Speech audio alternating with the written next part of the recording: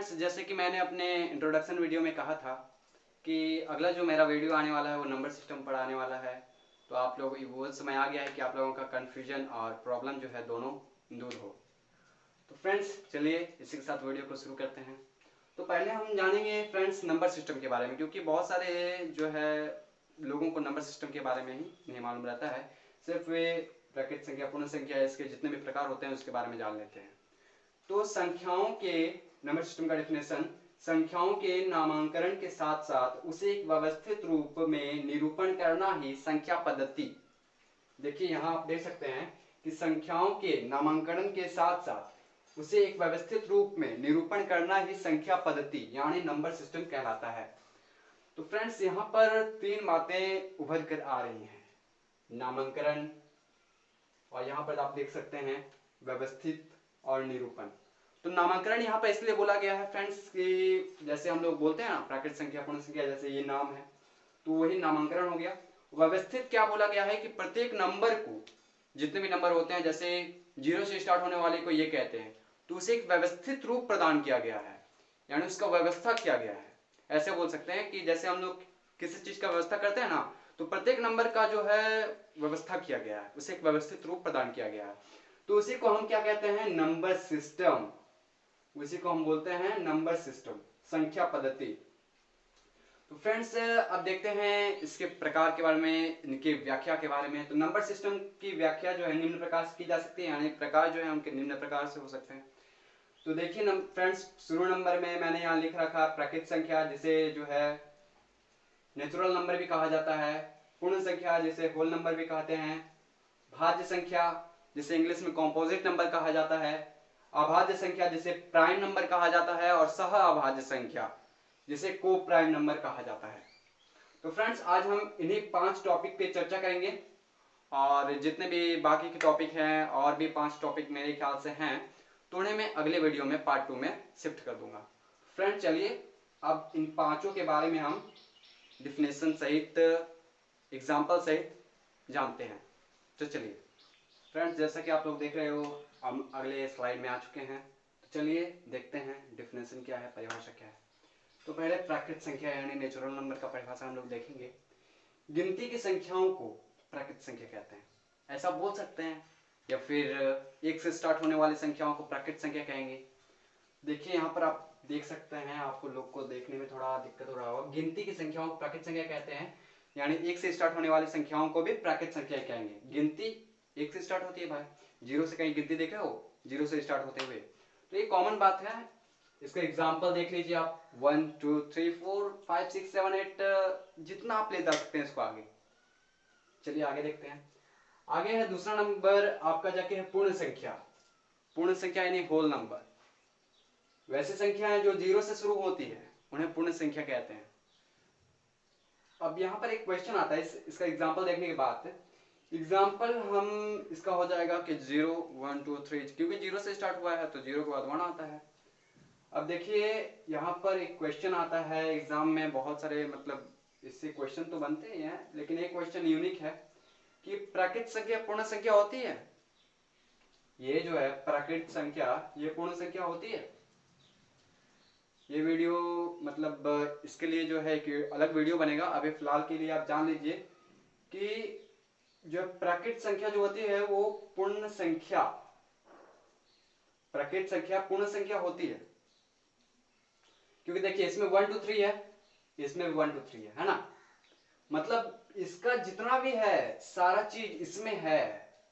मान लीजिए कि प्राकृत संख्या जो है वो एक झोला है, यानी झोला में जो है भरा हुआ है चॉकलेट, तो वो इसमें भी है, पूर्ण संख्या में है। लेकिन पूर्ण संख्या का जो चीज है वो प्राकृत संख्या में नहीं है। इससे क्वेश्चन साफ होता है दोस्तों कि प्राकृत संख्या पूर्ण संख्या हो सकती है, लेकिन पूर्ण संख्या कभी भी प्राकृत संख्या नहीं हो सकती। ये क्वेश्चन हमेशा याद रखिएगा, ये क्वेश्चन यूनिक है, कहीं भी किसी से भी पूछा जा सकता है। तो इस प्रकार हम लोगों ने पूर्ण संख्या देख लिया। अब आते हैं तीसरा नंबर, भाज्य संख्या, जिसे कंपोजिट नंबर कहते हैं, यानी प्राइम नंबर का उल्टा। वैसी संख्या है जिसका 2 से अधिक जो है वो फैक्टर हो। फैक्टर का मीनिंग क्या? गुणनखंड। जिसका 2 से अधिक गुणनखंड हो तो उसे हम क्या कहेंगे, भाज्य संख्या कहते हैं। ऐसे ही भाज्य संख्या अभाज्य संख्या के ट्रिक्स होते हैं, लेकिन अभी के लिए जो है, अभी बहुत सारे 8, 9, 10 के जो स्टूडेंट हैं उनके लिए यही चलेगा। तो देखिए दोस्तों, भाज्य संख्या जो कॉम्पोजिट नंबर है वो कैसे निकालेंगे। जैसे मान लीजिए कि आपके सामने है 4, यहाँ पर उदाहरण मैंने लिया है 4 को कैसे लिख सकते हो, 4 इंटू 1, 2 इंटू 2, बस। तो इसके जो फैक्टर हो गए, मैं नीचे लिख दे रहा हूं, 4 के जो फैक्टर हो गए वो कितने हो गए, पहले तो 1 हो गए, 1 से 2 हो गए और 4 हो गए। तो यहां पर आप देखिए इसके 2 से अधिक फैक्टर आ रहे हैं, यानी इसके टोटल हो गए 3 फैक्टर, तो ये हो जाएंगे आपके भाज्य संख्या।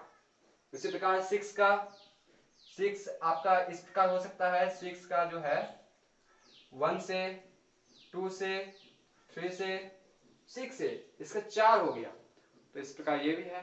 तो इसी प्रकार बहुत सारे जो है संख्याएं जो हैं वो फैक्टर हो सकते हैं।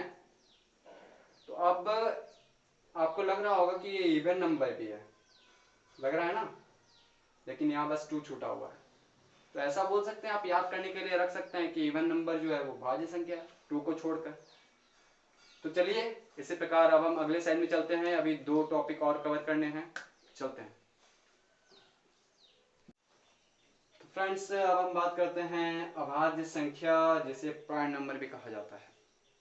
तो वैसे संख्याएं आप देख सकते हैं इधर, वैसे संख्याएं जिनका फैक्टर जो है, यानी फैक्टर का मीनिंग क्या होता है, गुणनखंड केवल 2 हो, फैक्टर यानी 2 होना चाहिए, यानी गुणनखंड जो है 2 होना चाहिए। मैंने यहाँ पर शॉर्ट में लिख दिया है, जो 1 से कटे या स्वयं से। तो बहुत सारे बच्चे अभी यही जानते हैं कि अभाज्य संख्या जो होता है वो 1 से कटता है या स्वयं से कटता है, लेकिन साधारण भाषा में आप ये याद रख सकते हो कि जो फैक्टर है, इसका जो फैक्टर होना चाहिए वो 2 होना चाहिए, एकदम 2 फिक्स है। उदाहरण जैसे मैंने यहाँ ले लिया है, 2 ले लिया है, तो आप देख सकते हो यहाँ पर ये जो 2 है वो स्वयं से कट रहा है और 1 से कट रहा है, 3 जो है वो भी स्वयं से कट रहा है, 1 से कट रहा है, 5, 13, इस तरह कोई भी संख्या ले लो आप, जैसे 17 हुआ, 23 हुआ, और भी बहुत सारी संख्या हैं। तो ये सब जो है अभाज्य संख्या यानी प्राइम नंबर के अंतर्गत आते हैं, क्योंकि इनका फैक्टर जो है 2 है। और मैंने जो पिछले वीडियो में बताया था कॉम्पोजिट नंबर के बारे में, भाज्य संख्या के बारे में, तो उसमें जस्ट इसका उल्टा था, क्या था, उसमें 2 से अधिक जिसका फैक्टर हो। तो इस बात को ध्यान में रखिएगा। चलिए आगे चलते हैं हम, सह अभाज्य, सह अभाज्य संख्या जिसे कोप्राइम नंबर भी कहा जाता है। कोप्राइम नंबर, यहां पर मैं लिख देता हूं, कोप्राइम नंबर, कोप्राइम नंबर भी इसे कहा जाता है। बहुत सारे जो मतलब स्टूडेंट होते हैं उन्हें सह अभाज्य संख्या का इंग्लिश मालूम नहीं होता है, तो इसका मीनिंग होता है कोप्राइम नंबर।